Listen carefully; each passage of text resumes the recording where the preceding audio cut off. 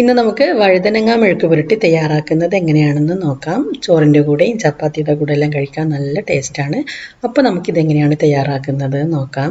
ഞാനിവിടെ ഒരു 250 ഗ്രാം വഴുതനങ്ങ നന്നായി കഴുകി വൃത്തിയാക്കി ഇതുപോലെ ചെറിയ കഷ്ണങ്ങളാക്കി എടുത്തിട്ടുണ്ട്. നമുക്ക് ഈ ഒരു വഴുതനങ്ങ ഒരു ബൗളിലേക്ക് ഇട്ട് കൊടുക്കാം.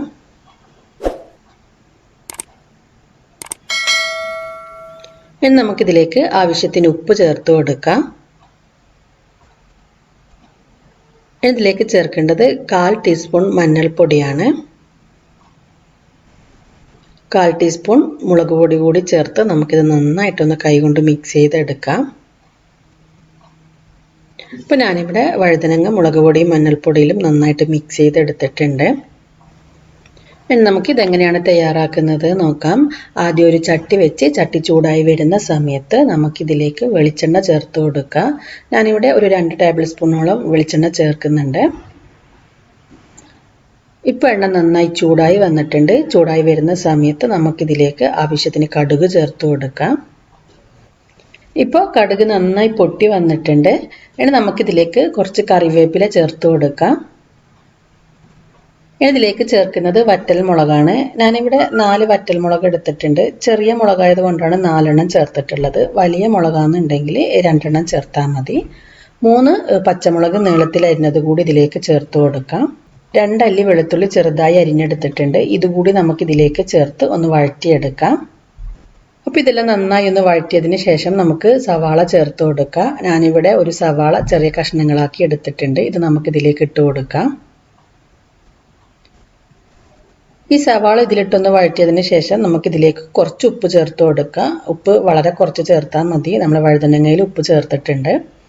അപ്പോൾ കുറച്ച് ഉപ്പ് ചേർത്ത് ഈ ഒരു സവാള നന്നായിട്ടൊന്ന് വഴറ്റിയെടുക്കാം.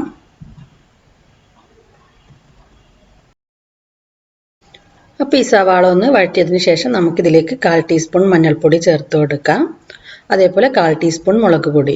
നമ്മൾ വഴുതനങ്ങയിലും 1/4 ടീസ്പൂൺ മഞ്ഞൾപ്പൊടിയും 1/4 ടീസ്പൂൺ മുളക് പൊടിയും ചേർത്തിട്ടുണ്ട്. അപ്പോൾ മൊത്തത്തിൽ 1/2 ടീസ്പൂൺ മഞ്ഞൾപ്പൊടിയും 1/2 ടീസ്പൂൺ മുളക് പൊടിയാണ് ഇതിലേക്ക് ചേർത്തത്. ഇതിലേക്ക് 1/2 ടീസ്പൂൺ കുരുമുളക് പൊടി ചേർത്ത് കൊടുക്കാം. ഇത്രയും പൊടികൾ ചേർത്ത് ഒന്ന് വഴറ്റിയെടുക്കാം.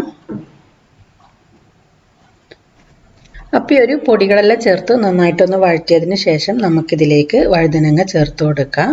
നമ്മൾ ഈ സമയത്ത് തീ നന്നായിട്ട് കുറച്ച് വെക്കണം. വഴുതനങ്ങ ഇട്ട് കൊടുക്കുന്ന സമയത്ത് തീ കുറച്ച് വെക്കുക. നമ്മൾ ഈ ഒരു വഴുതനങ്ങ ഒട്ടും തന്നെ വെള്ളം ചേർക്കാതെയാണ് വേവിച്ചെടുക്കുന്നത്. അപ്പം തീ കൂട്ടി വെച്ചിട്ടുണ്ടെങ്കിൽ ഇത് അടിക്ക് പിടിച്ചു പോകും.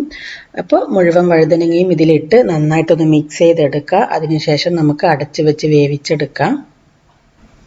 അപ്പോൾ ഇതൊന്ന് പകുതി വെന്ത് വരുന്ന സമയത്ത് നിങ്ങളിത് തുറന്ന് ഒന്ന് ഇളക്കി കൊടുക്കണം, അല്ലെങ്കിൽ അടിക്ക് പിടിക്കും. പ്രത്യേകിച്ച് ചട്ടിയിലെല്ലാം വെക്കാന്നുണ്ടെങ്കിൽ പെട്ടെന്ന് അടിക്ക് പിടിക്കും. ഇപ്പോൾ നമ്മുടെ വഴുതനങ്ങ നന്നായി വെന്ത് വന്നിട്ടുണ്ട്. ചിലർക്ക് ഇത് വെന്ത് അടിഞ്ഞ് വരുന്നതായിരിക്കും ഇഷ്ടം. അങ്ങനെയാണെന്നുണ്ടെങ്കിൽ കുറച്ചുകൂടി നന്നായിട്ട് അടച്ച് വെച്ച് വേവിച്ചെടുക്കുക. തീ കുറച്ചിട്ട് വേവിച്ചെടുത്താൽ മതി. ഞാനിപ്പോൾ ഇത് നന്നായിട്ട് വേവിച്ചെടുക്കാൻ മാത്രമേ ചെയ്തിട്ടുള്ളൂ.